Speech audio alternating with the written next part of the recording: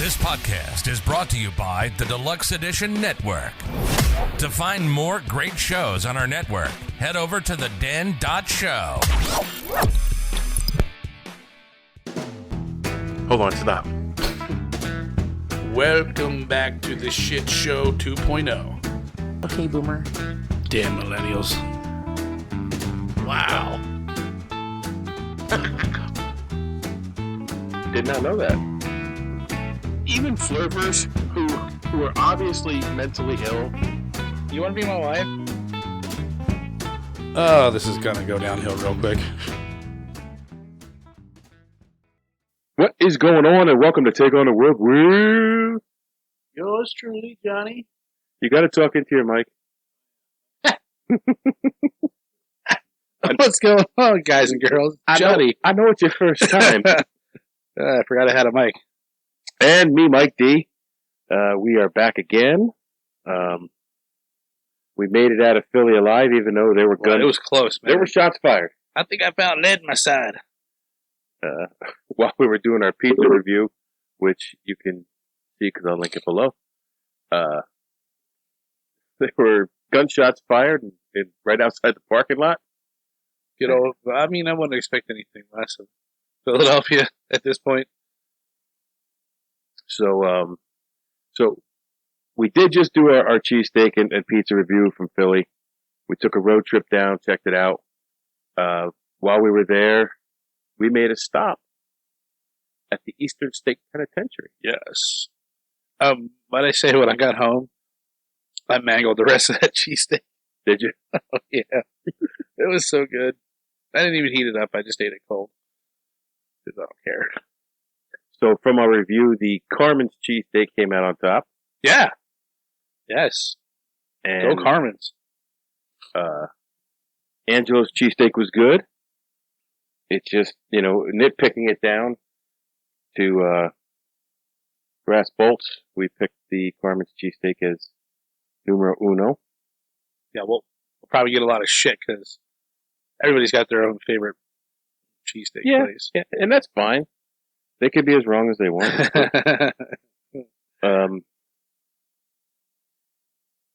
So the Den Network, the podcast of the month this month is pardon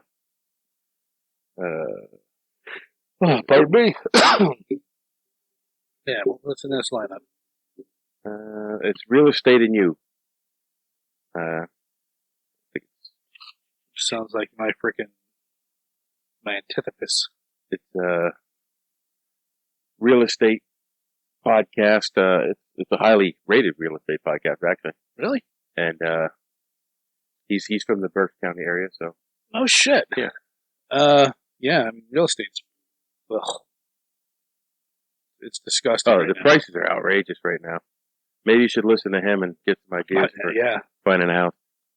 I don't know. Like I see houses go up for sale for like triple the price of what they should be, and they sell within like a week. And according to the media and everything, unemployment sky high. Everywhere you go, you see for help wanted signs, and everywhere. So it's almost like, are people not working? Where are these people coming from? I don't know.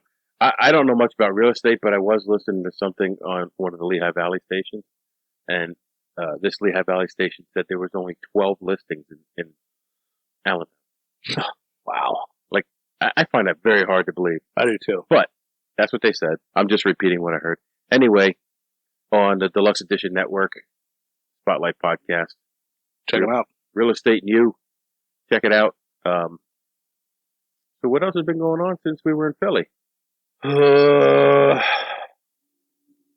Nothing. Because Philly was 2 weeks ago. That episode went up yesterday. Wow, was that 2 weeks ago? Yeah. Holy shit. Well, a week. No. Are you sure? We didn't tape last weekend. No. So 2 weeks, yeah. Okay. Yeah. Well, with the way gas is going, we might have to cut it back to 3 weeks. Or honestly, because I get like on Friday, I have to drive all over Hell's Half Acre to pick my daughter up, and then that chews up a lot of gas. And then the next day I'll come up here. So I always say yesterday I put $75 worth of gas in my car. It was on empty. I wanted to see how much it would cost for a whole tank. Oh, yeah, I was ugly, man. I sucked. I know. I got gas just this past week. I paid $3.51, but I get discounts. Yeah. And now all my discounts are used up. But I only had 8 cents off a gallon from that one. But I use the blue handle at Rutter's, which is 88 octane. Okay. Which is 15% ethanol. So you get what, better fuel economy? I do get good gas mileage from it, but you have to have a newer car or supposedly it's no good for the engine. So it's like 2010 and up. So I have a 13.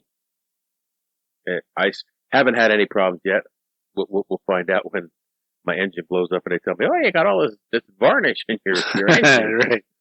You haven't been using that blue handled shit from Rudders, have you? No, not me. Not at all. I'll look you blue in the face and tell you blue in the face. But it's cheaper, so, I mean, it's like 30 cents cheaper a gallon. So that's what I use. Because I'm a cheap ass. Gas went up from, no shit, one night. It was $3.77. Very next day, $4.19. Yeah. Somebody's getting rich and it ain't me. So you've been staying home a lot? Yeah. Sometimes I'll just get in my car, pretend like I started, and pretend like I'm going somewhere, just to get out and do something. I used to have a habit on the weekends. I just start my car and let it run for 15 minutes and shut itself off. I just why? Keep it lubed up, keep it warm. Okay, but during the winter, not really. Like you don't run it, your battery dies, and then you go out to use it, and you have a dead battery. And okay, it's stupid, but I do it.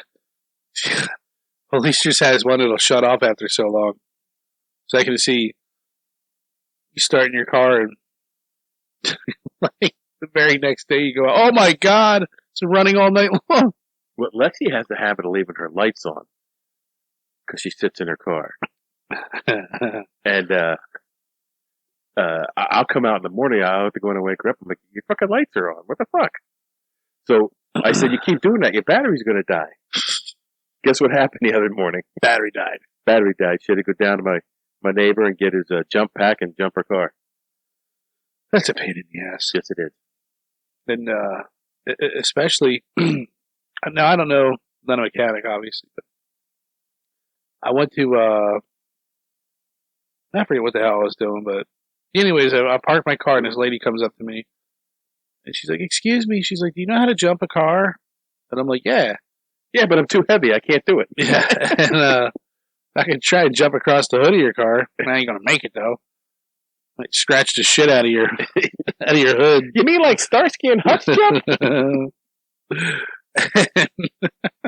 For all our millennial listeners, Starsky and Hutch was a 70s TV show. They used to slide across the hood of the car. Continue.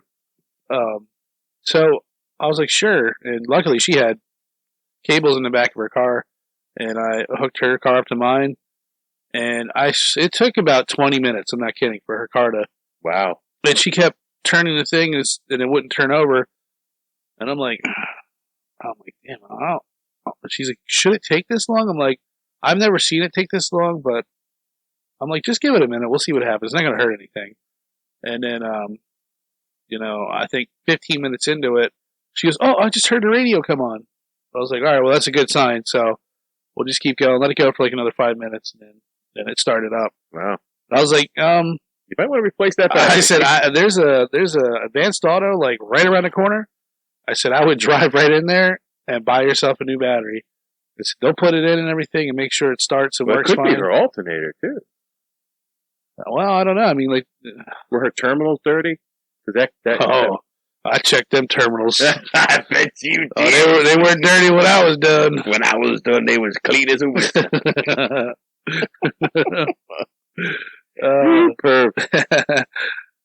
But yeah, her battery looked a little beat up.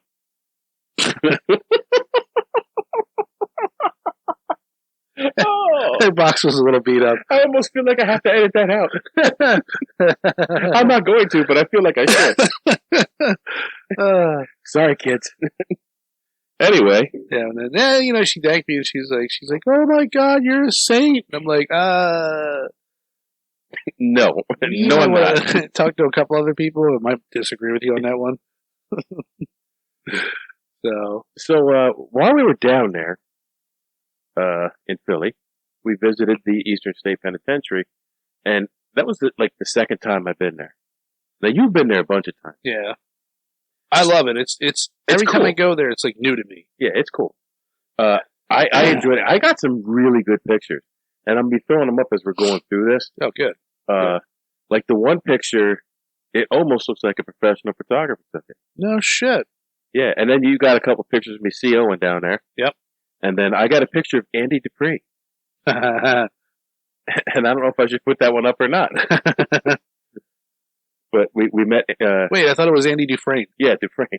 Where else did we come I don't know. Andy Dufresne from Shawshank Redemption was down there. Got a good picture of him enjoying his suds. Enjoying my bottle of suds. Actually, he didn't have a bottle of suds. No, he didn't drink. No, he drank this. No, he didn't drink on the roof. He's like, he didn't even take one of his own beers. He just sat there with a smile on his face, ear to ear. I love that movie. Yeah, well, what's that real actor's name? He's so anti-gun, but all his freaking movies he makes off of gun violence, makes all his money off of. But he didn't use a gun in that movie. Well, apparently he got hemmed up for allegedly using a gun. Right. But they never showed him hold a gun in that movie. And look, if that's your conviction, okay, hold to it. But like Liam Neeson, who preaches to people about gun violence, should go back to Belgium, or wherever you're from. I love the Taken movie. I don't know why. It's so unrealistic, but yeah, he must kill like 500 people in those movies. Yeah. So don't preach to me about gun violence if you're going to portray it on TV. Right.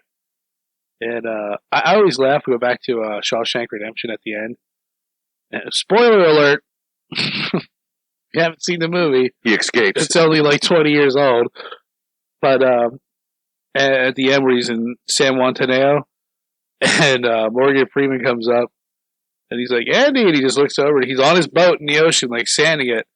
I'm like, bro, it's been like 15 years, and that's the furthest you got on your boat? Was it another 15 years after I think it was like 10, but we'll just say 15.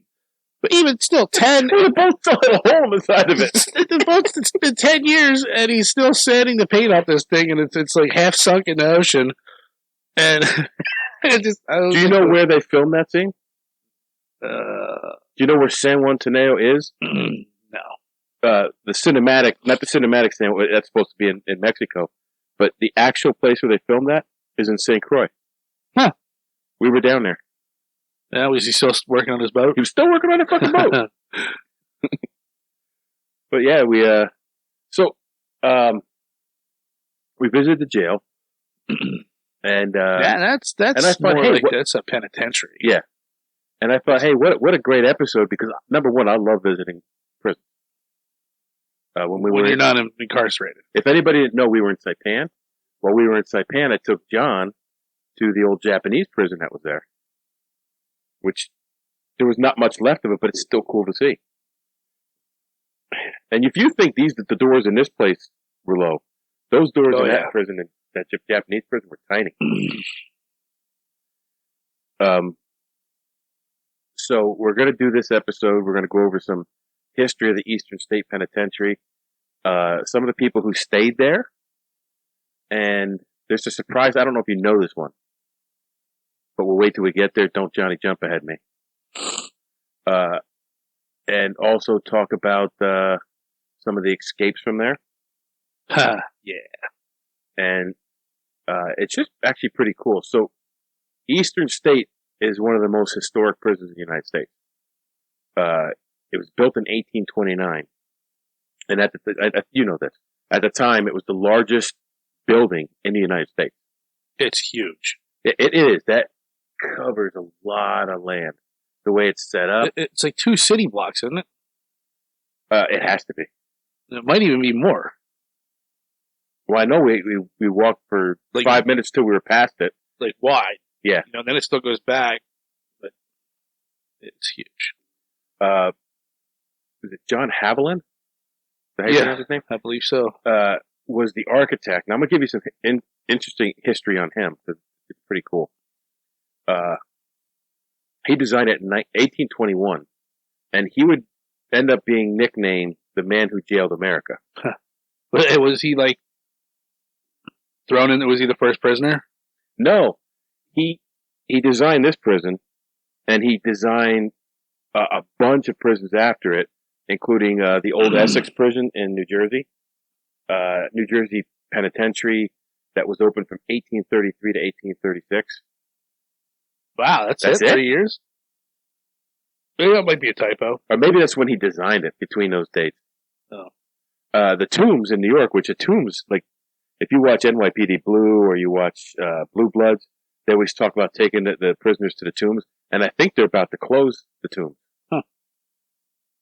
And they were 1835. Prisons in Missouri, Rhode Island, Arkansas, and then he also designed a couple other things. St. Andrew's Episcopal Church, 1822. The Pennsylvania Institute for Wait, hold on. You have the address, but I didn't finish it. not where it goes, just what street it's on. It's on 256 South 8th something. I think it might be in Philly. Okay. That's why I didn't put the whole thing. The Pennsylvania Institute for Deaf and Dumb. What? 1824. That's so wrong, dude. Why are you laughing? That's Broad and Pine in Philly. Today it's the University of the Arts. The Franklin Institute, not the one that's open today, but the original one, 1825. Shit. The Old City Hall, 1790. Walnut Street Theater, which is the oldest theater in the United States. Huh. So he was born in England. And he was bound to an architect in 1811. So I guess the parents would put the kids with a professional of some sort to learn the trade. So he was bound to him. So I guess he had to stay with him for so long to learn the trade and then pay off the debt for learning the trade. Kind of like going to school. Yeah. Or apprenticeship. Yeah. So he left that firm in hopes of being appointed to the Russian Imperial Corps of Engineers. I don't know what that means. But while he was in Russia, he met John Quincy Adams, one of the founders of this great nation, who encouraged him to come to the United States, and he did that in 1816. Pause. Okay. Did you watch that? I think it's a couple years old, but it was the John Quincy Adams series. No, I did not, and I did want to see it. It's really good. You should check it out. Well, Paul Giamatti, Oh, I didn't tell you who we saw last night. Rob Schneider. Yeah, we went to see Rob Schneider last night. That was fucking outstanding. We're at the Santander Center. The Performing Arts Center, yeah. I did not know he went on the road and did comedy. Well, he made a joke last night that, you see people who are rich, and then you see people who are rich. And he's talking about like Oprah and Jim Bezos, and he goes, they don't have to go on the road, come to Reading, Pennsylvania. He kept on pronouncing Reading intentionally wrong, just as a joke. Yeah. So he kept on saying Reading, Pennsylvania, and he goes, and there's like your airport don't work, so I had to fly to Philly, take a 2-hour Uber ride to Reading, but it was funny. We had a good time. I mean, that's crazy. You would think that guy has money, but he does. He says, "I have money." He goes, "But I still got to." Wow. And I guess someone, he's just like another comedian talked him into going on the road again, and I guess he enjoys it. But he's got a little kid, yeah, or little kids. He's like regular old Joe Schmo, like we do. We have to drive to Philly and get on an airplane and Same thing. Legit, he seemed like a guy we could have sitting at this table, having a beer with us, just bullshitting. Well, spoiler alert, next episode. Rob Schneider. It's Rob Schneider. Tune in. Don't be disappointed when he's not here. He might be a little late. Anyway, so when he came to the United States, he was one of the few professional architects that was here in the early 19th century. What's the Chinese Pagoda and Labyrinth Garden? He also designed that. Pennsylvania Fire Insurance Company, 1835. That's Walnut between 5th and 6th. Absolutely wonderful Egyptian front wall still is incorporated to the modern skyscraper that's there. See, that's what I was telling you. That's the one thing that I love about going into the city, is just the architecture. And for me, the old architecture, like you're talking about here, is hands down some of the most beautiful artwork and stonework. Yeah. Well, that the facade of this thing is impressive. Like, I love this building. Just compared to your more modern, like, I don't know what you would call it. I don't know what style it is, but Neolithic. I don't know. I just made that up. It just looks more modern. Like, obviously, there's more glass. It sounded smart. Yeah. So now I know if you watch our Philly episode, our Philly food fight episode, you'll hear me talk shit on Philly, and it's not just Philly. I don't particularly care for. I don't care for cities. All joking aside, all joking and busting Philly people's chops. I don't enjoy cities, and it's not that I don't enjoy the city. Because when you bring up the architecture, I love that shit. Like, I've been to the top of the Sears Tower. I love that. Well, see, you're driving through it. So I loved walking around Chicago. I loved walking around New York. I love walking around Philly. What I don't like is all the rest of the shit that comes with it. Trying to find a fucking parking space. Yeah. The cost of shit. I wasn't too crazy about New York. Like, although I didn't have a... I dislike New York State in general. Yeah. For Second Amendment reasons. I wish I still had... I went there when I was 18, and it didn't work out so great for me and my group of friends we went with. Anyways, we didn't get to see a lot of cool stuff. Like the Twin Towers, that was cool. I got a picture of me somewhere floating out there where a friend, laid on the ground and took a shot straight up, and like we were all like, those are always cool shots. Yeah. Like, the scenery, I like the fact that the food and beer scene in the cities. Like, I really enjoyed going just to fucking 2 pizza places and a walk through farmers market in the city, and just seeing stuff that you normally don't see other places. Yeah.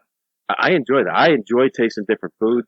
I love tasting different beers, and you get it's all compressed in a smaller area in the city. For me, there's a lot to be said about living in the country. I don't have to worry about fucking parking here, and that's what aggravates me the most. I think living in towns and cities. Even trying to find a bathroom. That was a little rough there. But you made it through. You made it through. Barely. But so I talk a lot of shit on the cities, and even last night we were in Reading, and like, I dislike Reading, but there is some beautiful architecture even in Reading. There is. Some of the churches and stuff there. So don't take it at 100% face value when I talk shit on a city. There's a lot of shit I don't like about this. I don't like a lot of people around me. So, and I dislike people in general. So that's one of the biggest things. You're always stuffed in. You're like sardines in every place you go. Well, I didn't feel that bad in Philly. Did you? Except for when we were in the market. No, we were there on a Saturday. I think that's going to be like that market. That market's a draw on a Saturday. But even when we first got there, it wasn't bad. And as the day started going on, yeah, it picked up. Because we were there 2 hours, and it picked up, and there was a lot more people, and it just started annoying me. And then we could make fun of the Wooks walking by. Somebody was telling me. I know who it is. I'm just not saying it. But they said, "Did you pass the place that had the Iberico ham?" And I said, "No." He's like, "What the fuck?" I'm like, "Dude," I said, "I was on like information overload. I wanted to buy so much things. Oh my God. So many things, but A, I didn't want to blow all my money, and B, we were just there specifically for, Well, one of the pictures I posted was that whatever that fucking Wagyu was, $128 a pound. Yeah, no thanks. So anyway, back when this was built, the Eastern State Penitentiary, the city wasn't that. This was actually 3 miles outside of the city. Where it still stands today? Yeah. Now, we were still in the city when we left there. Yeah. So, that's how much that's expanded since then, which I'd love to see Philly back then. So, when they built this jail, it was really a break from the more popular prison design of the time. And I don't know, there's a special word for it, and I wrote it down, then I took it off because I knew I wouldn't be able to fucking pronounce it today. The prison design, what it meant was there was an almost a guard tower in the center inside the building. And then it was either a half moon or a full circle around that guard tower. And then it was stacked tiers.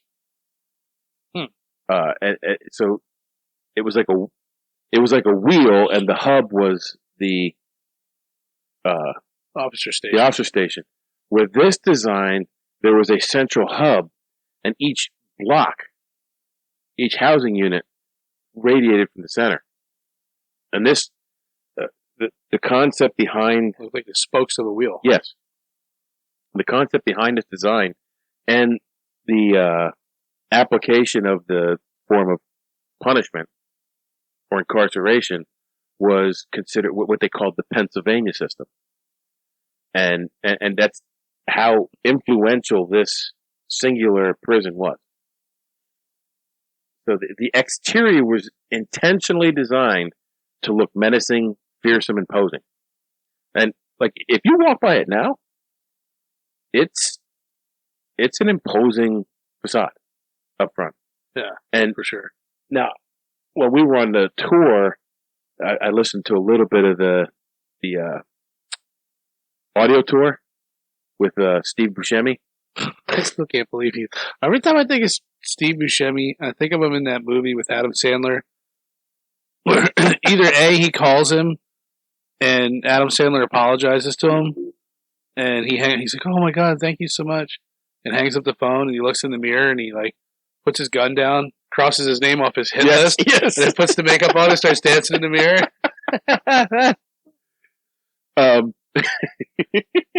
Was that Mr. Deeds? No, Mr. Deeds. He was in Mr. Deeds too. He was in Mr. Deeds. I was going to say that one too, where he has his real googly eyes. Yeah, and he orders pizza with Oreos on it. Yeah, here you go, pal. Here's your pizza with crushed up Oreos on it, just the way you like it.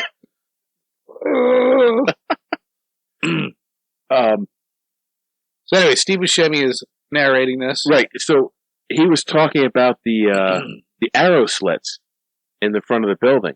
So they're just for show. They don't go anywhere. They're closed up behind, but they wanted the appearance of a fort or a castle. So like you would have battlements in a regular castle, you'd have arrow slits where archers could shoot out of, and it'd be hard to shoot in. Well, that they have those on the facade of this to look menacing. But the interior was designed to resemble a church. And now we saw a lot of the woodwork, and now some of it was exposed. I bet there was in that central hub where they had it was all you could see was the wood frame. Yeah, I have a picture of that. I'll put it here. That I think at one time was probably coated with other wood, like it had wood planking on it. Yeah, which is very indicative of what church ceilings would look like in some places. I don't know. You think so? A lot of churches, like especially Catholic churches, they're pretty much open with the open beams. There was a Lutheran church that I used to go to, and it was the same way, and it was awesome looking because it was just all exposed beams, didn't cover it or nothing. I've seen it that way, but I've seen churches with ornate wood ceilings. So anyway, that's how it was designed on the inside. this design became, and these features became quite popular and was applied to a lot of prisons that were built in the nation afterwards. And like I said, it became known as the Pennsylvania system. The ideas for the operation of the jail were based on Quaker ideology. Quakers. So the Quakers were very strict religious order. When I think of Quaker, I think of Quaker Oats. a pilgrim. Right. With the top hat. But that was all very religious. So after Eastern State was built, over 300 prisons around the world were modeled after this one prison. Architects and tourists alike came to marvel at the building. The year that it was finished, oh no, hold on. What year was it finished? I don't remember. But, okay, over 10,000 tourists visited that jail in 1958 alone. 1858. And that was the most in 1 year while the prison was operating. Like, that's a lot of people to go 3 miles outside the city. I wonder if they had to pay to get in. I think they did, because I was watching another video on the Bedlam Asylum in Great Britain, and they used to have people come and pay to come and tour the asylum to see the crazy people, and they would use that money to help operate the asylum. Mm-hmm. So I would think probably, I don't know. At this point, when it was built, Just an extra $10 to nightstick somebody. Yeah. It's a $2 entry fee, but if you want to slap somebody with a blackjack, it's 10. The initial expense cost in 1836 was $770,000. That's a lot of fucking money back then. It was said Eastern State Pen was the second only to the U.S. Capitol in terms of most expensive government-funded building to date.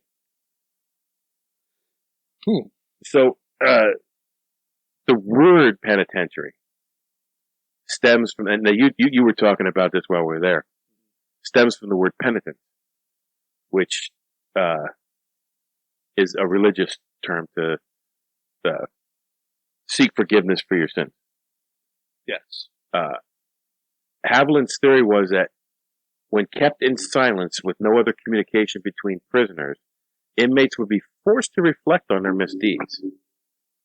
So each cell had a slit in the ceiling, and it was called the Eye of God.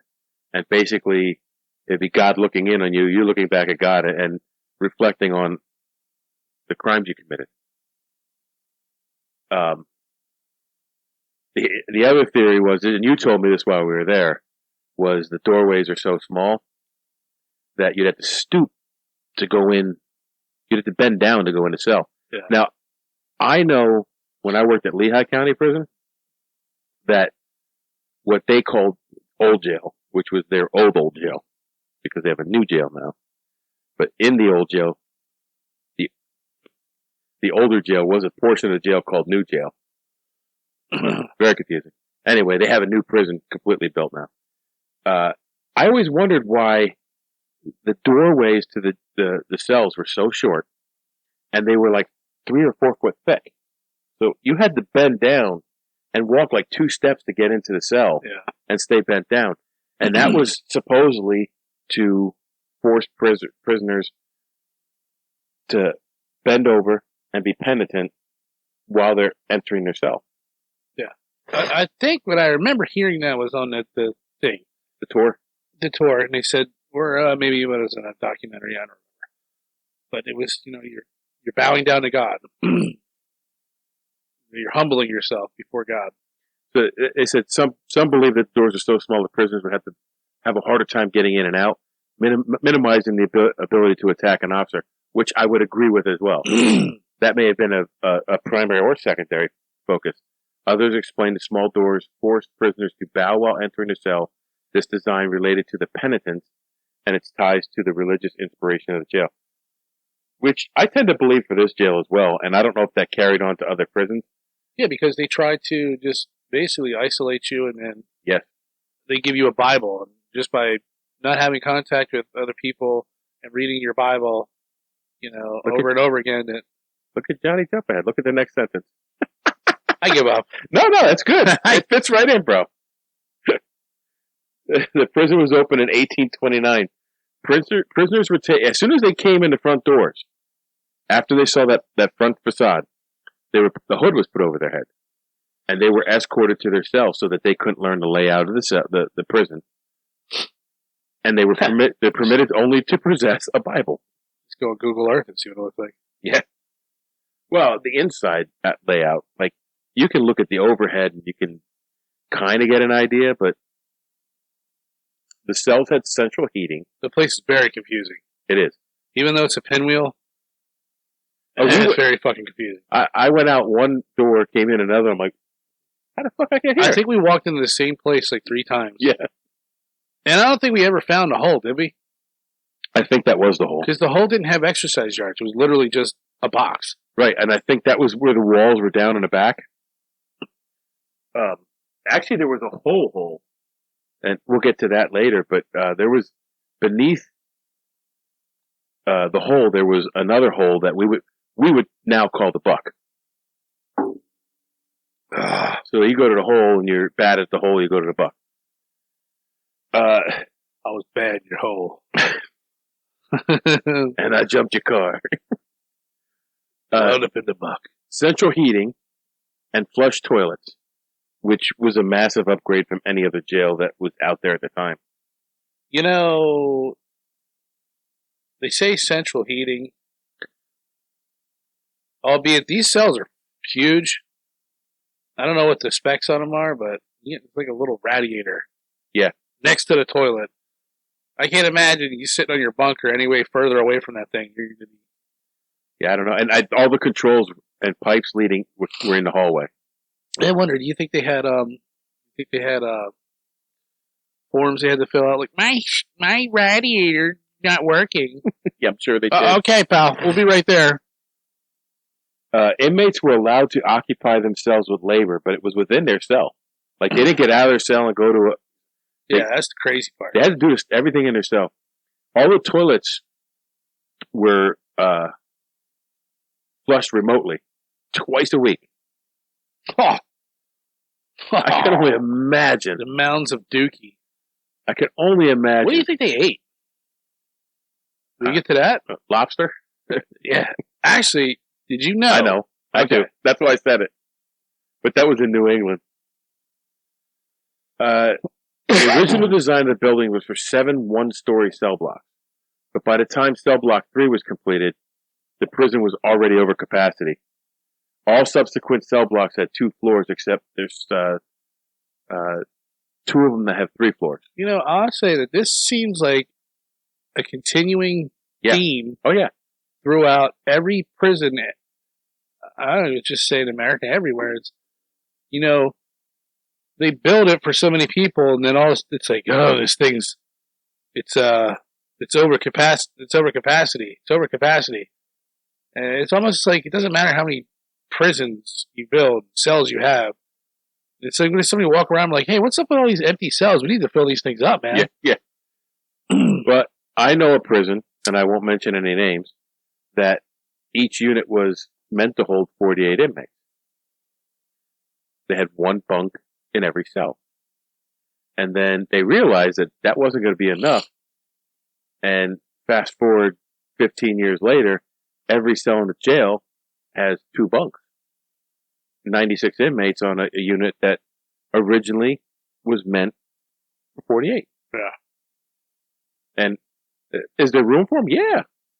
But was it designed that way? No. It really wasn't. It's overcrowded.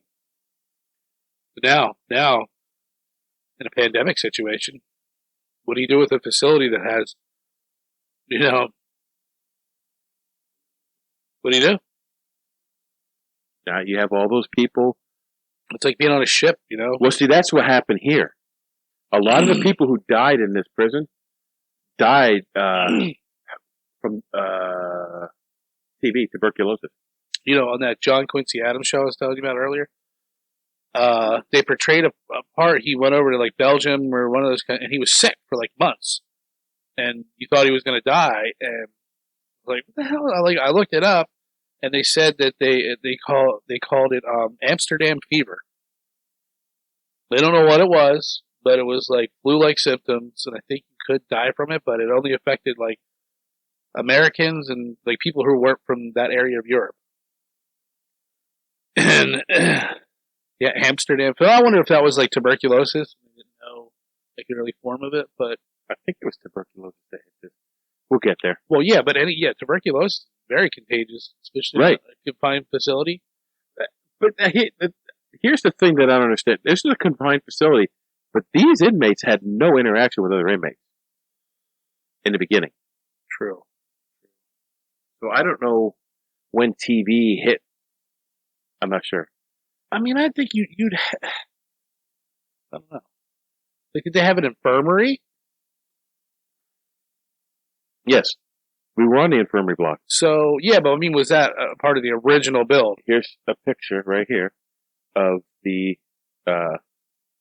steel gate with the cross on it. Yeah, but was that added later? I don't know. I don't know when that was added. I don't know if that was added. It sucks that you couldn't go in there. Because when it started getting overcrowded, they added more units to this jail. Yeah. I believe the one that you got a picture of you, CON, at the top of the stairs. Yeah. Which you begrudgingly refused, but eventually went up there, which got a good picture. I'm probably jumping ahead. But anyways, I don't give a shit. Oh, here we go. Towards the end, cell blocks 14 and 15 were hastily built due to overcrowding. Yeah. Now it was Mikey Meander ahead. And so they added more cells on top of the ones on the bottom, and those people weren't allowed to wreck. They couldn't wreck outside. And what they said, which didn't make sense, was they would wreck in the opposite cell. Yeah. So I'm like, well, why don't you just stay in your fucking cell? Yeah, I don't get that. Boy, it's a big difference. So the new blocks that they built towards the end were designed and built by prisoners. Really? Yes. Cell block 15 was for the worst behaved prisoners. The guards were often gated off from them entirely, which, like, they would not really do rounds on that block. They didn't care what happened to them. Mm-hmm. Inmates were punished with the individual treatment system. It's in quotes. I think we all know what that means. At this time, this form of punishment was thought to be the most effective. They would be separate from others. Well, yeah. Well, they still do that today. Like, if you get in trouble in the jail, you go to the hole. You get in trouble in the hole, you go to the buck. I'm envisioning like a lot of beatdowns. A lot of Quaker beatdowns. Well, there was rumors, and we'll get to that too, of like vast mistreatment in this institution. So this is like I would imagine if like they would. This is the times back then where they put people on that wooden sawhorse. The stocks. Well, and the stocks, but there was also another one where they'd set you on looked like a wooden table, but it was pointed like that. Ugh. So they tie your feet at the bottom and they make you sit on that for like hours on end. So you're sitting on like a sharp thing in your crotch, and like there's no comfortable way to sit on that. Oh, you like that, don't you? Well, I like the more diamond shape where it's more pointed, so it actually goes in.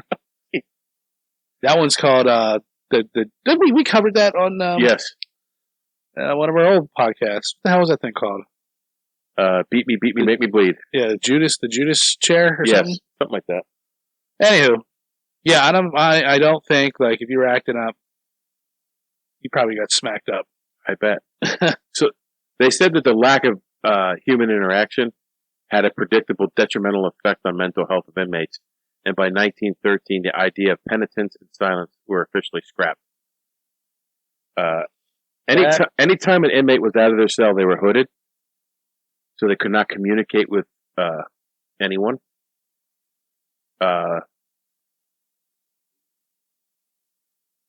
They were allowed to bathe at least once a week or so. Yeah, where did they go? I didn't remember seeing the showers there. Cat bath in your sink. that what it was? I don't know. And The hoods were used were used also to keep the prisoners from knowing the layout of the prison. I mean, you can only, if you're hooded and you can't see, you can only determine so far away from your cell that, like, okay, I went so many paces and turned right. Now what? Like, you're gonna lose track. The only contact a prisoner would have was the occasional interaction with the warden, a clergyman, or visiting officials. Now, you told me this when we were down there, and that they would put felt or leather on the wheels of the food cart to silence the food cart so they wouldn't know when it was coming down the hall. Although I find that hard to believe too. And that the officers wore wool socks over their shoes to silence their footsteps.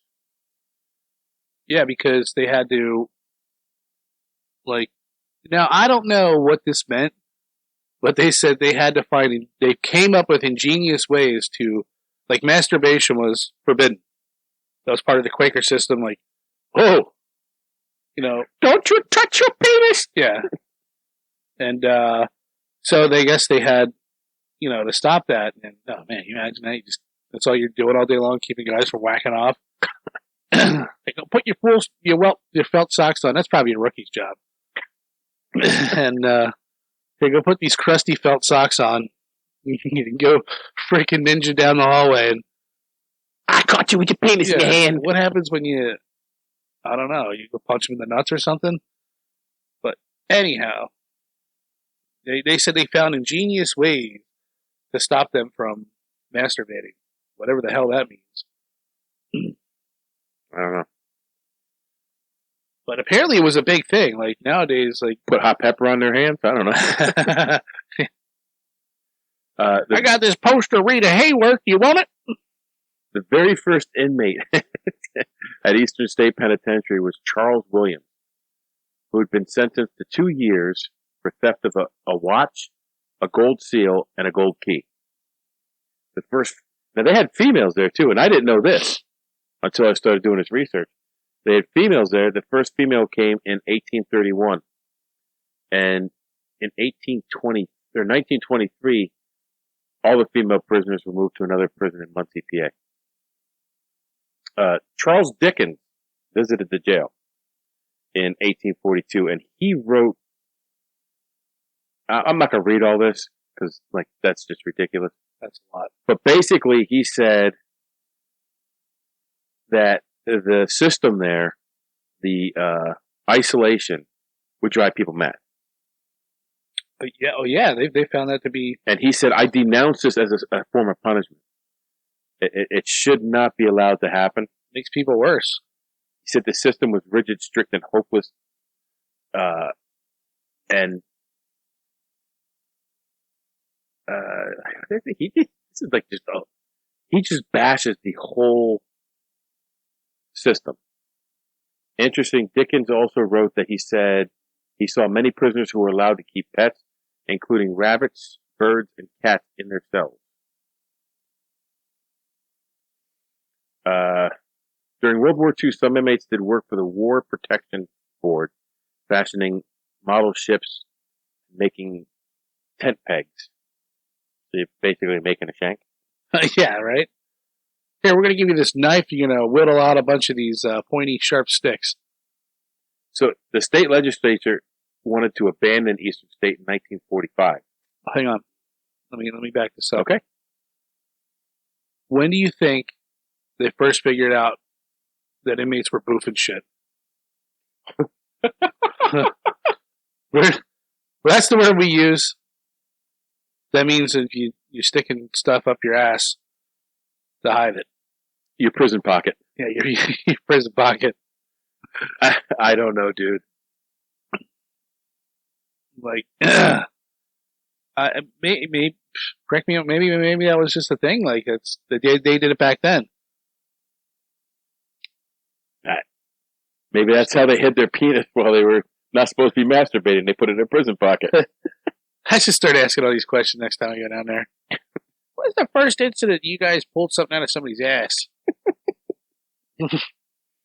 I just watched this the other day with Will Ferrell and Kevin Hart. Get Hard. He's like, I keistered that. He's like, you did what? He's like, I shoved it up my butt. He goes, it's just You did what? He's like, it's really simple. You just have to. It's a simple breathing exercise while you relax your sphincter. And he's like, That movie was funny. So, in 1953, they changed the name of the institution from Eastern State Penitentiary to State Correction Institution, Philadelphia. SCI FA. For short. Pho. I like pho. In 1956, Death Row was the last major addition built on the complex, where the complex is now. By now, there's 1,000 cells within the prison. That death row is eerie. Yeah. It looks like you were literally killed in your cell. But that was the part that was locked off. Yeah. And we couldn't go in. Yeah. That last time I was there, you could go in that. You could walk around. You could go in all the cells. And you could go in the infirmary. You can walk back there. They had an old dentist chair with like this old freaking like lamp. Yeah, there's a picture of that online, but that was all in there. we didn't get to see that because that part of the jail was closed. Yeah. They're closing a lot of it.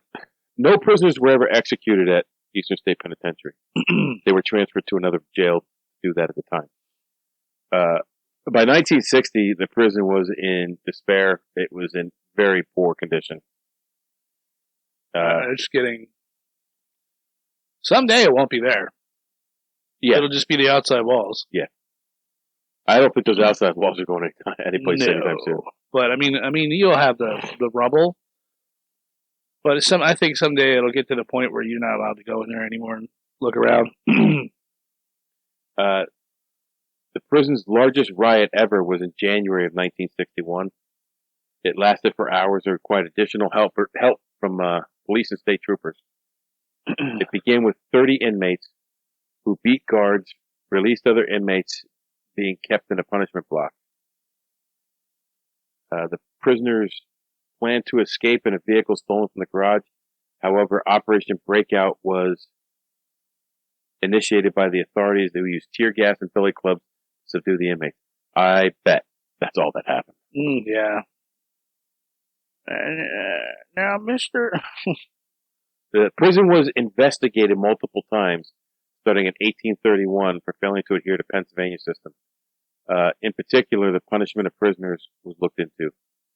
For years, there were allegations of guards abusing prisoners, despite plans for the two groups to rarely interact. So there was hardly any interaction, but they were abusing them. The cost of this style of solitary confinement was becoming prohibitive, and it still wasn't clear that this approach was even effective. So they didn't even know if it was working. I tend to believe that a harsh environment in jail instead of a cushy environment works. But whatever. I don't know. I don't know. I'm torn. I don't think you should be abused, but I don't think it should be a pleasant stay. Right. No. Because then it doesn't matter what's effective in trying to keep you from coming back. If you're like, yeah, well, you know what? Prison's really not that bad on this shit. I've weighed the options and I'll do my time. Yeah. So I guess because in the beginning, the prison terms were relatively short. That didn't seem short. It didn't affect them as badly, but by the 1860s, where the sentences start getting longer and longer for more serious crimes, they were spending longer and longer periods of solitary confinement. Over the decades, the system of instituting total solitude for prisoners was enforced less and less. For example, there are records of baseball teams at the penitentiary, and Al Capone actually bought team uniforms for the baseball team. Oh, no shit. Yeah. When I was doing my research, I found that. So a little bit of spoiler, Al Capone was locked up here. Right. But did you know what the circumstances behind his lockup were? Yeah, I think. Okay. Well, there's like two two reasons they think. They're not really sure. All right, we're going to get to it. It's on here. Yeah. Also, with the baseball thing, they said that I guess the prison officials told them, "Hey, guys, can you tone it down a little bit out there? Like, we don't want the people on the outside thinking like you guys are having all kinds of fun out here playing baseball." So they had to kind of like keep it quiet. Yeah. So they wouldn't get it taken away from them. Some inmates had so the baseball teams were in like 1909. Some inmates had to double up in cells as early as 1866 as the prison became overcrowded. After that, rules regarding letter correspondence to families and visits were relaxed. The Pennsylvania system officially ended in 1913. Cell block 13 was finished by 1926. It consisted of 10 solitary cells that were unlit and very poorly ventilated. So that was the hole, or the Klondike, they called it. So these cells measured 4 feet by 8 feet, 8 feet tall. Now you know that the cells that we were in, those cells were huge. Yeah. Like the ceilings on them were like 12 feet. Yeah. Like, so the rest of the jail had pretty high ceilings. It was a relatively large cell compared to today's standards. I almost like a like a small hotel room. Yeah. Yeah. You know, pretty much. Well, they fit a car in one of them. Right, yeah. So, Block 13 was closed in 1959 after Block 15 was open to take its place, following an investigation committee recommending that prisons cease the use of solitary cells. Inmates were kept in these solitary cells for like 30 days at a time, 30 days in a hole. They did have a radiator inside for heat, but it was said that these were sometimes turned to full blast to further punishment of inmates. So someone throws their food tray out, turn the heat up. Okay, so I guess they got pretty hot in there. Yeah. In 1920, some inmates were offered plastic surgery to reportedly make them seem friendlier to society. It's unknown whether any inmates went for it. You're too ugly. Let's fix you up. Yeah. Damn, what's your last name? Lee? Ugly? By 1926, there were 1,700 inmates at that jail. 1,000 cells, 1,700 inmates. Well, it wouldn't be so bad in the big ones. It says at this point, when there were 1,700 inmates, there was only 844 to 885 cells available. Whew. In 1929, a film was produced at the Penitentiary's 100th anniversary. It showed some of the changes made to the prison since the solitary system eroded, such as a huge bakery, kitchen staffed 24/7 by inmates. I'd like to see this film. Inmates filling the yard. Yeah, I would too. Workshops where they labored and crafted, made crafts. Communal dining area, which when we had one, that was a fucking Nightmare. oh my dude. Oh, I hated that. The first communal dining halls were opened in 1924. 2 to 3 inmates were in every cell. Wow. What was that? Don't know. Dude, I well, side note here, I don't know what prison it was, but they showed a riot popping off in the chow hall, and they had installed these fucking cannons in the ceiling, and they dropped down out of the ceiling, and they just shot those like freaking less lethal rubber, and it was just like 3 loud explosions, and then you see everybody just hit the floor, and then all the freaking COs come in the riot gear and take control of the situation. But I was like, damn. And I think like a warning bell, like said, like, you don't get down. Well, they're gonna shoot anyways, but yeah, it's advised to get down. In 1933, these inmates rioted over overcrowding, setting fire to cells. In 1934, there was a riot over low wages that also led to cell fires, started by shorting electrical outlets. In the 1930s, the penitentiary had roughly 1,800 inmates at once. During World War II, we already talked about that. We go on to some of the notable prisoners that were at this prison, and the very first one shocked the shit out of me. Did you know about the dog that was sentenced to life? Yeah. Okay. Yeah. I wasn't sure if you knew about that. So, in 1924, Governor Gifford Peugeot allegedly sentenced a Pep the cat murdering dog, an actual dog, to a life sentence at Eastern State Penitentiary. Pep had allegedly murdered the governor's cherished cat. Prison records reflect that Pep was assigned inmate number C2559, which I have his mugshot. I'm going to put it up here. His actual mugshot. However, the reason for his incarceration was up for some debate. A contemporary newspaper article reported that the governor donated his dog to the prison to increase morale. Here's the true story.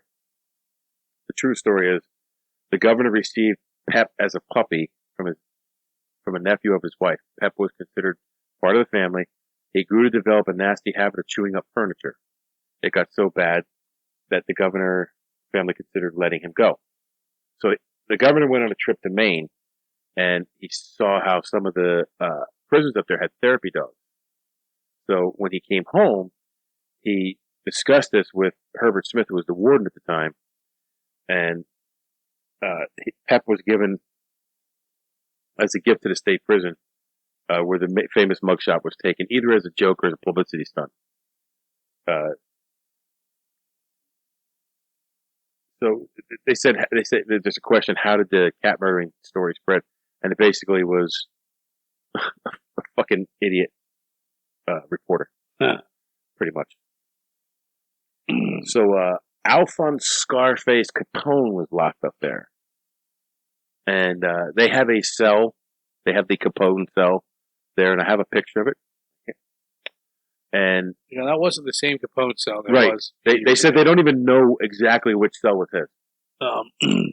It was not that. I meant what I'm trying to say.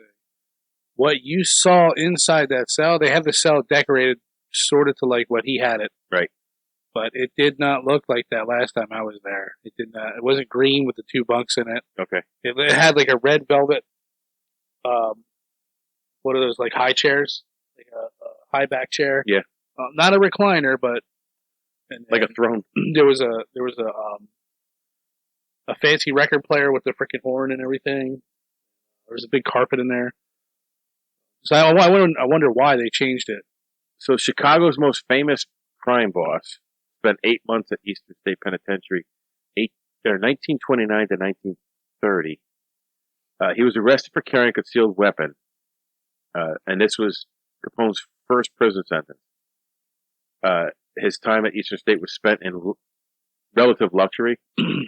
His cell on what they called the Park Avenue block had fine furniture, oriental rugs, and a cabinet radio.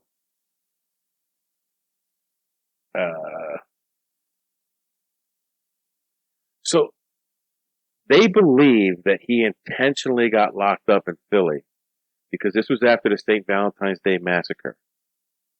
And they thought that he got locked up there to basically protect them from any retaliation hit. Yeah. Well, so, what a better place to be. Yeah.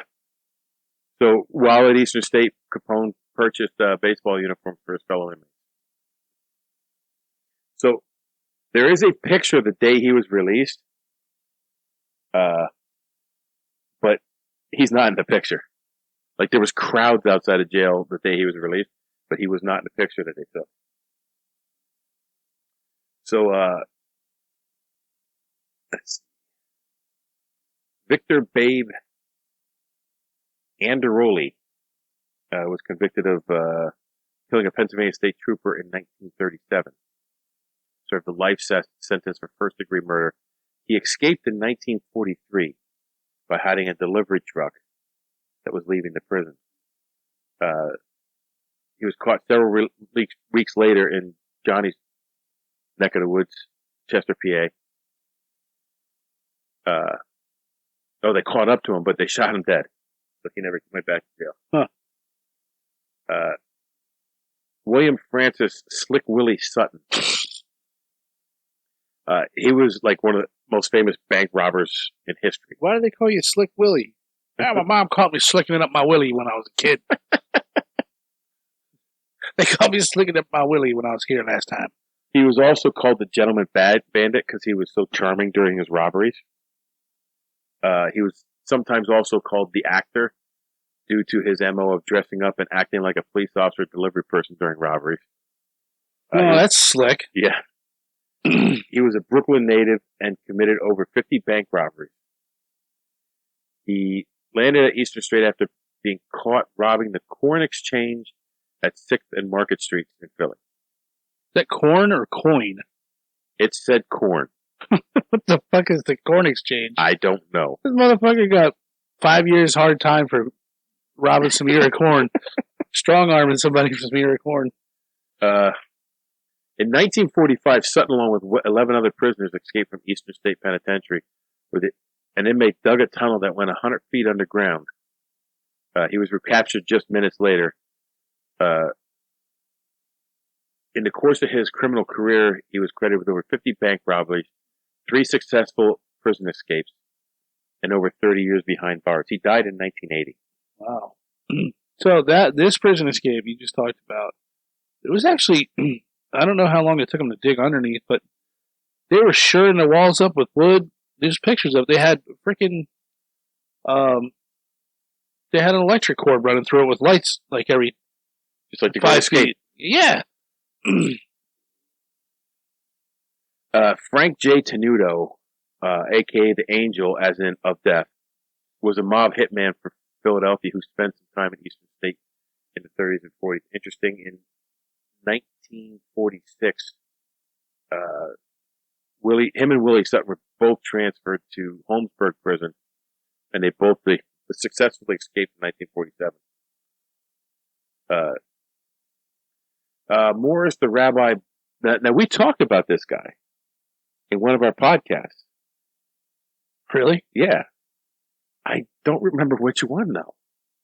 Morris the Rabbi Baldler. He entered Eastern State in 1942. He was serving a life sentence for being a member of the arsenic murder ring in Philadelphia. Called a veteran witch doctor and compounder of charms.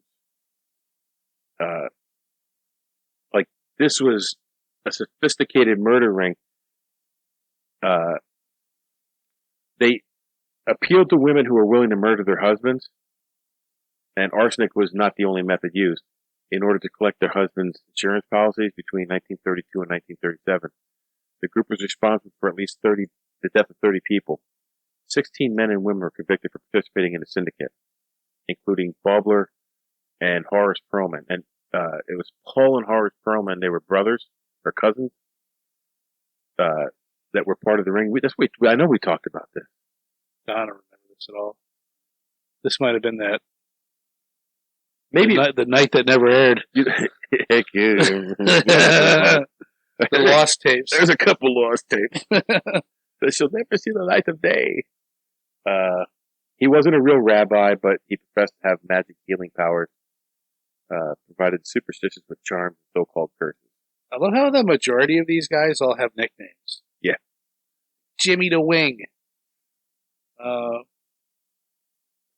So after he got out, he came back and basically did prison ministry. Leo Callahan. Of the approximately 100 inmates who escaped from Eastern State, Leo Callahan was the only one that got away with it.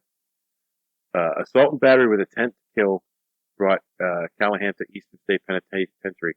Making a makeshift wooden ladder brought him out. No shit. In 1923, Callahan and 5 other inmates built a ladder they used to scale the east wall of the penitentiary His 5 accomplices were eventually captured, but Callahan is still at large, although now he'd be 110 years old. Wow. So, Frida Frost, female inmates were part of the landscape of Eastern State for almost 100 years. Frida Frost was the last of them, transferred to the Muncie Industrial Home for Women in 1923. Frost's departure marked the end of an era. She was the last female prisoner housed there. She was serving a 20-year sentence for murder. She poisoned her husband. And I put this last one on Mary Ash. She was arrested for arson in 1873. She was 11 years old. Holy fuck. She was in prison at Eastern State for 4 years sentence. Once inside, she caught TV and died at age 13. So these are the prison breaks, the major ones, basically. There were 100 escapes from over the walls in the 142-year span of the prison. That's not a good track record. Not really. That's in 1832, the first prisoner to escape, who served as a waiter for the warden at the time, he basically stole the warden's silverware and his bed sheets, and he lowered himself from the roof and made a run for it. He was recaptured. And then they made him the warden's servant again. And he did the exact same thing again. Fucking idiot. Stole the silverware and the sheets and went over the wall. And he was also recaptured the second time. That's ridiculous. Here, we gave you a chance. Come on back and just keep serving me my food. Now, don't do that again. I trust you. In July 1923, Leo Callahan, 5 armed accomplices. We already read that one. Yeah, but this is just the escapes now. So, he was. One made it all the way to Honolulu of those 5 before he was recaptured, and he was the only. Leo Callahan was the only one not recaptured. 1927, September 4th, William Bishi, yes. An inmate who had been a trusted electrical engineer for the prison. An electrical engineer for the prison. An electrician. Threw a guard off the corner tower before escaping over the wall with fellow inmate William Lynch. Authorities caught up to Lynch 4 days later, but Bishi was free for 7 years before they caught him. 1945 inmate Clarence Clindenus. There we go.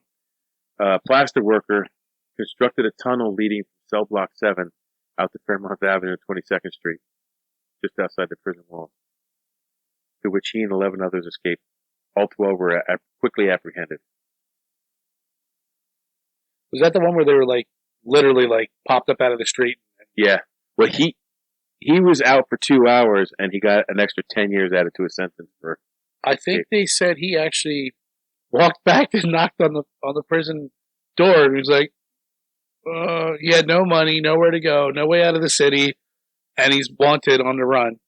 So he's like, fuckhead. That was the escape that Slick Willie Sutton went out in. Slick Willie. The tunnel started from cell number 68 in cell block 7.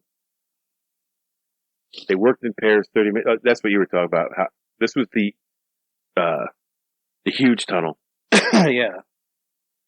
Where the fuck? The tunnel was just 31 inches wide. Who's not missing? Who's not noticing the shelves full of 2x4s going missing? Yeah. Anyway, what the fuck? This prison escape led to the resignation of Warden Smith. All the inmates were captured. So when they renovated this place in the 30s, they found 30 incomplete inmate dug tunnels. No shit. 30 fucking tunnels. So I go on to talk about the deaths at Eastern State Penitentiary. There were over 1,000 entries recorded in the death ledger, which documented inmates who died and the cause and the year. One of the youngest was Mary Ash, who was 11. There was an unusually high number of deaths in 1881 and 1882, and they think it was because of the spread of tuberculosis. 1881, one inmate committed suicide after murdering his cellmate. There were 2 inmate suicides recorded in 1882, committed by 2 men sentenced at the same time as vagrants. So they went to jail for vagrancy and committed suicide. Huh. February 5th, 1940, an inmate named Joseph Havel used scissors to stab and kill his cellmate, George Kopp. That was his cellmate. It occurred in cell 49 in B8. Yeah, I don't think any of these cells were labeled, were they? I'd have to look at my pictures. They had a brass tag that had, like, you could slide a card into it above the cell, and I would imagine that probably gave all the info. And well, maybe it was on the door. It's been so long. Yeah. Because this was painted on. But this door would be way too big for that hole. Too tall. Yeah. So, the severe punishment at the jail when prisoners did not comply to the separate system or by acting out or talking. Some of the punishments would include reduced food portions, less time outside, but there were other far, far worse forms of punishment. In addition to the dark cells on Block 13, there are tales of more severe punishment, including torture, at the hands of the officers, guards. In the winter, they were dunked in a bath and hung on a wall so the ice would form on their skin.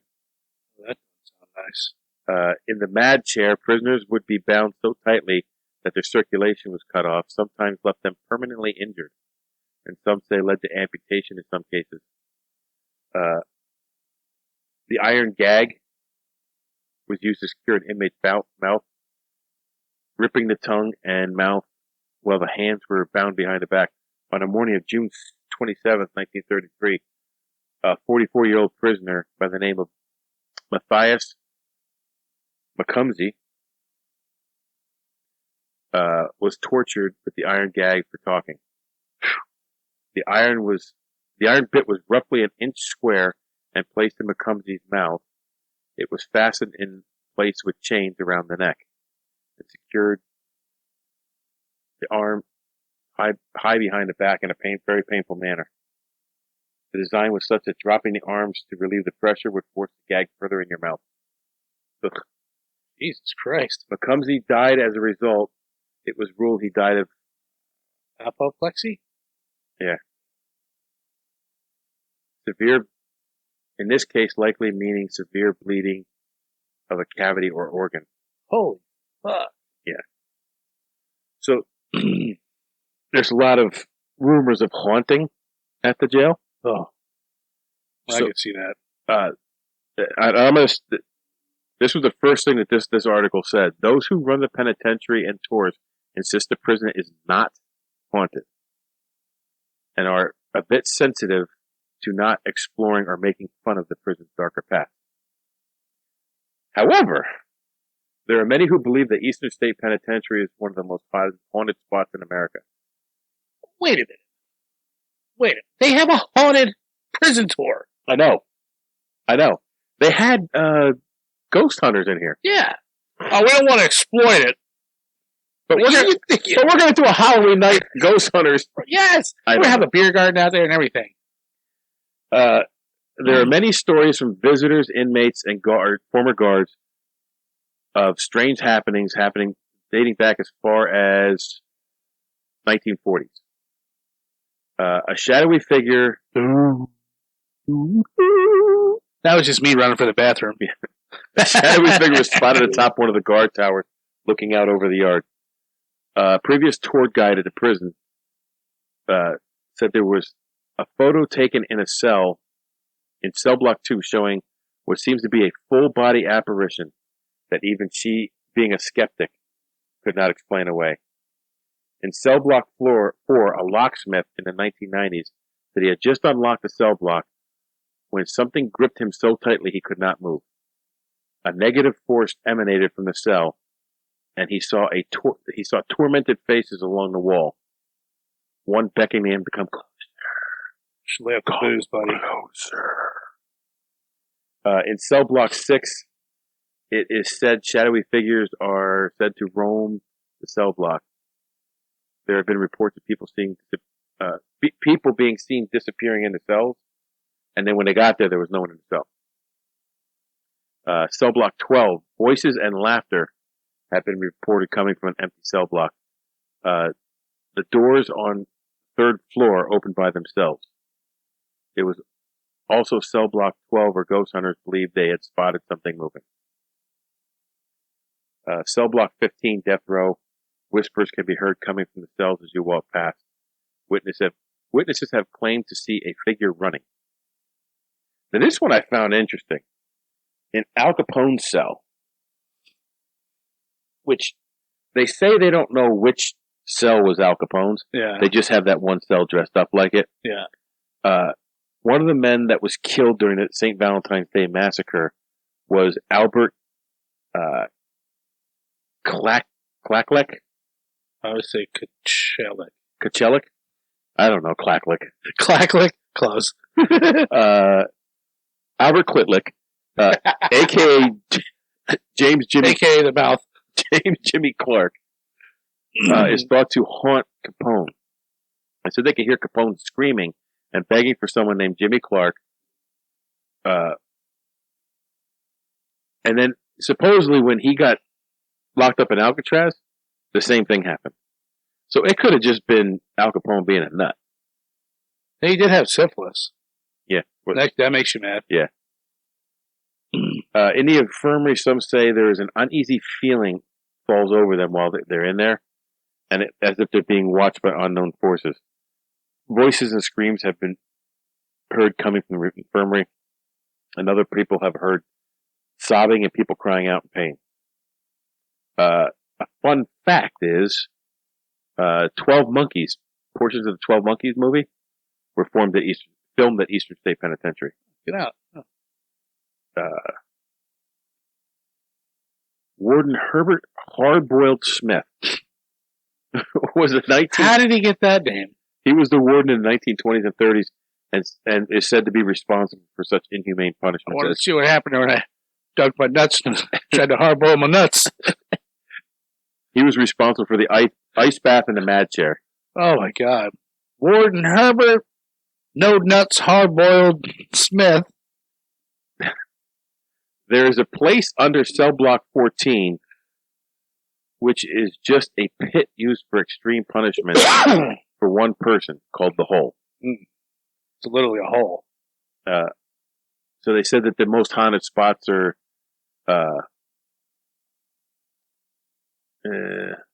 apparently a vortex described by the locksmith happened at one of the doors between the private exercise yard and the baseball field. Cell block 12, last cell on the right on the catwalk, a figure walks out. There is also said to be a photo captured a full-body apparition in cell block 2 on the east side that was described by the former tour guide. The prison became overcrowded as Philadelphia's population blossomed, and in the 1920s, 2,000 prisoners were kept in a space designed for 300. As newer prisons were built that could house more population, Eastern State fell into despair. It was closed in 1970, aside from a brief period where it was used as temporary holding for inmates involved in the Holmesburg prison riot in 1971. It was left to decay for over 20 years. It was designated as a historic landmark in 1965. Wow. A lot of information. Yeah, and then you know where a lot of that decay is from? Fucking architect. He didn't design the God's Eye properly. the little slit in the ceiling. It's supposed to be a keystone, but he wanted the most light coming into the cell. So it's like the opposite of a keystone. So it just falls right out. Oh, okay. So a keystone should be big on the top, like wider angle at the top, and then come down. Okay.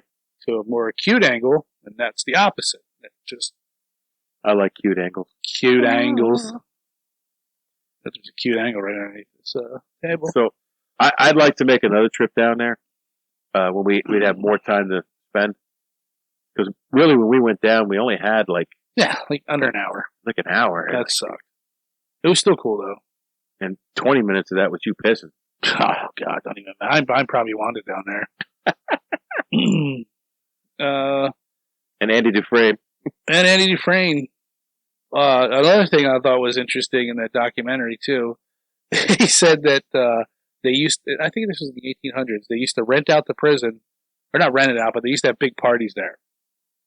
And who was it, a friend, and they said they would bring inmates in there, and like the women were like banging the inmates, and a lot of like booze, whatever, just a lot of shenanigans going on. And it was quoted that I believe one of the warden's friend's wife did not like the warden, and she was like a loudmouth drunk, and she quoted that she says, "I'd like to get a hold of that Quaker bastard and beat the shit out of him," or something to that effect. And she called him a Quaker bastard. How else did I want? Let's say a couple of different things. I wasn't sure. I don't want to jump ahead.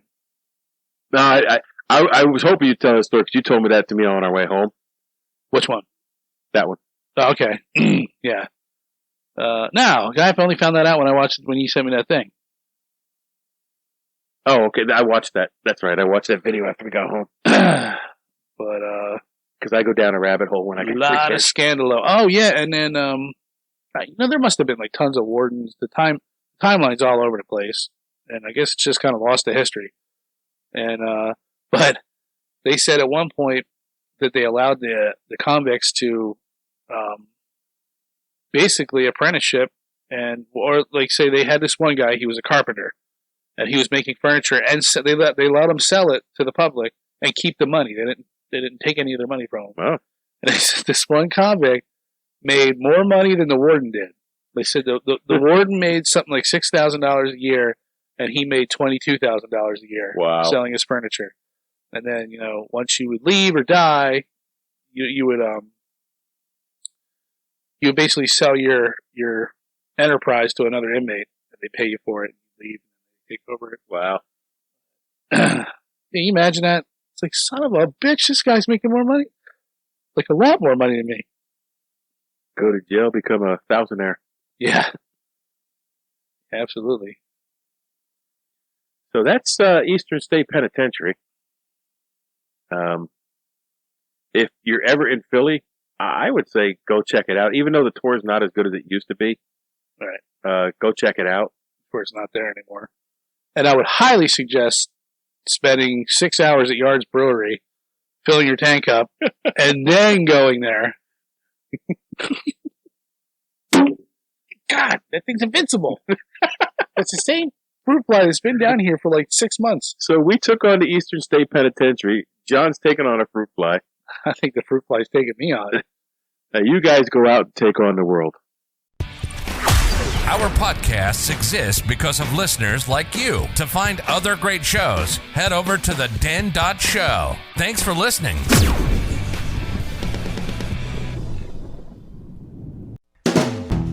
Hold on, stop. Welcome back to the Shit Show 2.0. Okay, Boomer. Damn millennials. Wow. Did not know that. Even flirters who are obviously mentally ill. You want to be my wife? Oh, this is gonna go downhill real quick.